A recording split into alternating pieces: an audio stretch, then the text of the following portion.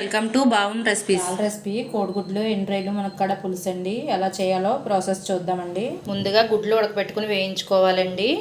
అదే నూనెలో ఎండ్రాయిలను కూడా వేయించుకోవాలి. ఉల్లిపాయలని పచ్చిమిర్చిని కూడా వేసుకోవాలి. ఆనియన్స్ ఇలా వేగుతున్నప్పుడే టమాటాలు కూడా యాడ్ చేసుకోవాలండి. కొంచెం మెంతులు కూడా యాడ్ చేసుకోవాలండి. టమాటాలు కొంచెం మెత్తబడిన తర్వాత మునక్కాడ ముక్కలు యాడ్ చేసుకోవాలండి. మునక్కాడలు కొంచెం మెత్తబడిన తర్వాత అల్లం వెల్లుల్లి పేస్ట్ యాడ్ చేసుకోవాలండి. అలాగే కొంచెం కరివేపాకు, కారం, సాల్ట్, గరం మసాలా యాడ్ చేసుకోవాలి. వేసుకున్న తర్వాత ఒకసారి కలుపుకోవాలి.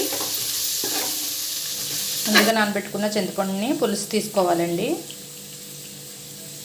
చింతపండు పులుసుని యాడ్ చేసుకోవాలి.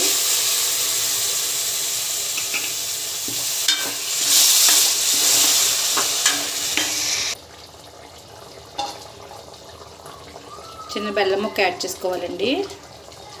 అలాగే వేయించి పక్కన పెట్టుకున్న రొయ్యలు కూడా యాడ్ చేసుకోవాలి, ఎండు రొయ్యలని.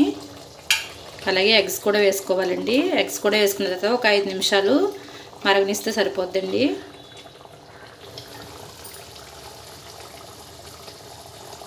పులుసు రెడీ అయిపోయిందండి. ఇప్పుడు స్టవ్ ఆఫ్ చేసుకుందాం.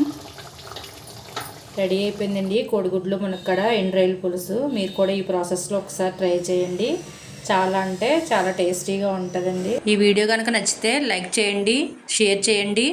మరిన్ని రెసిపీస్ కోసం సబ్స్క్రైబ్ చేయండి.